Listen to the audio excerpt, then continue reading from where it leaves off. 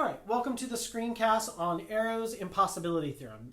This is from chapter 34 in Varian or chapters 3 and 4 from the Shepsley textbook. All right, so what Arrow said about doing in his dissertation was he wanted to see if he could come up with a voting rule that met a set of desirable properties. Now, he didn't come up with all of these properties.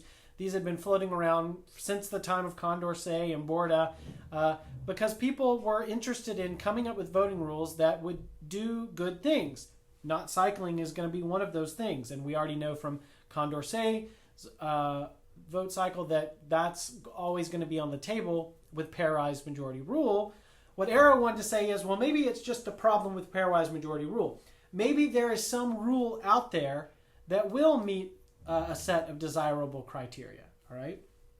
So here are Arrow's criteria. I'm going to list them here, and then I'm going to go back through them one by one. All right. So the first is, if all individuals' preferences are complete, reflexive, and transitive, then so should the social preference created by the voting rule. So if everybody has well-behaved, complete, transitive, reflexive preferences, then the ranking according to the voting rule for the group should also obey those things.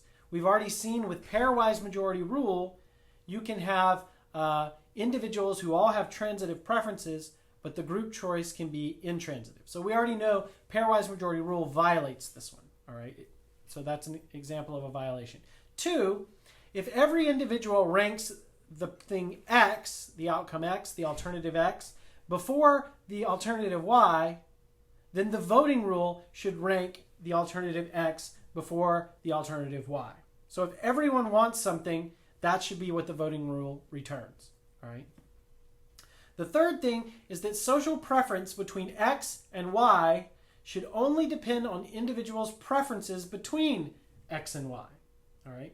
And again, I'm going to come back to each of these, and I'm going to show you what we mean exactly by that one and when that might be violated. It doesn't seem so strange right now, but when I explain it, it'll seem a little more complicated.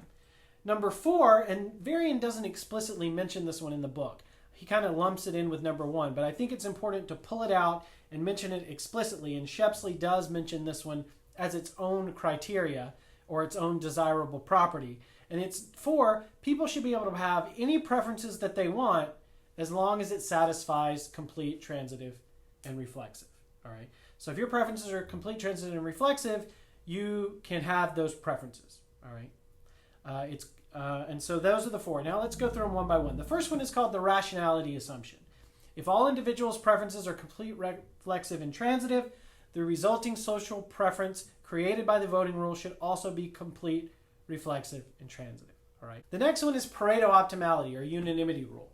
And what it says is, if all individuals rank X before Y, then the voting rule should rank X before Y. All right. So in the set of all alternatives, all sorts of different fruits that we're ranking, for example, if everyone in the group prefers apples to oranges, everyone individually prefers apples to oranges, and then we use the voting rule to decide which fruit they should pick, if it comes between apples and oranges, the voting rule should return apples. It would be a messed up voting rule that even though everyone preferred apples to oranges, when we then compared apples to oranges with the voting rule, said oranges, right? That wouldn't make a lot of sense. So that's Pareto optimality or unanimity rule. Seems like a good property for a voting rule to have. Next is something called independence of irrelevant alternatives. All right. It says that social preference between X and Y should depend only on individuals' preferences between X and Y, not individuals' preferences between anything else, not how they rank other alternatives. And what do we mean by that? Well, for example, let's say we have a group comparing X, Y, and Z. And for the group, they prefer X to Y. This is the group's preference ordering to Z. So the group strictly prefers Y to Z. They strictly prefer X to Y. All right. So if I want to know what does the group think about X versus Z? Well, the group prefers X. All right. Now I'm going to introduce a new alternative. All right. W. So let's say that the group prefers X to W to y to z. All right. So now, again, I'm going to look at the same comparison, x versus z. Oh, sorry. It should be an s. It's because of the z. I got a little messed up. Then they should still prefer x. And let's see if they do. Yes, they prefer x. So this one does meet independence of irrelevant alternatives. But let's say, for example, that when I introduce w instead, so this is going to be the alternative world. If instead, when I introduce w, I got something like y is preferred to w, is preferred by the group to z, is preferred by the group to x. Then if I compare x and z, I would get actually z. This would violate independence of irrelevant alternatives.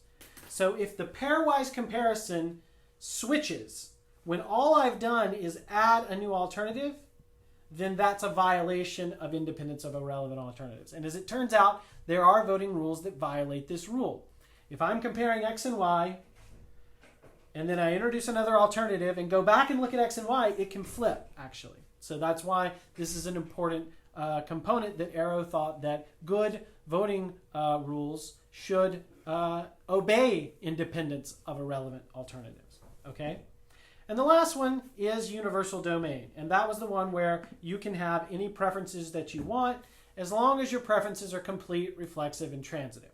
All right? You can have any preference order that you want. And this one is implied but not mentioned by Varian. Okay. So what does Arrow's theorem say?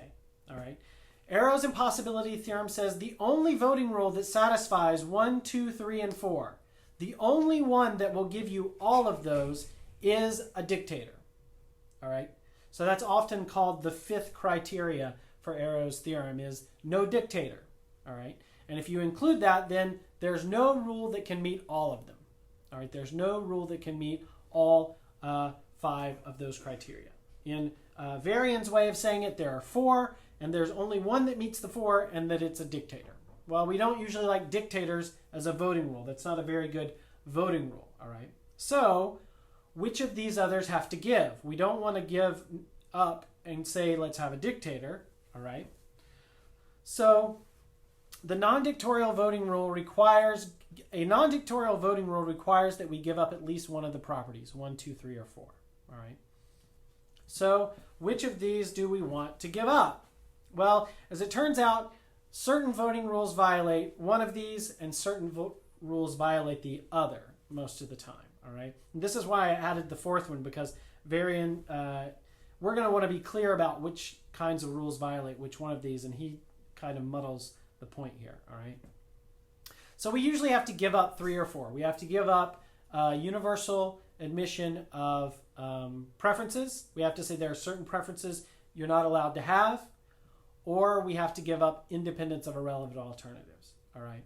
So there's a variety of non-dictatorial rules that will give you 1, 2, and 3, and there's a variety of non-dictatorial rules that give you 1, 2, and 4. And we'll talk about that later when we go into talking about lots and lots of different voting rules. All right. But for now, it's enough to know that those are the 2 criteria that are most commonly violated in Arrow's theorem.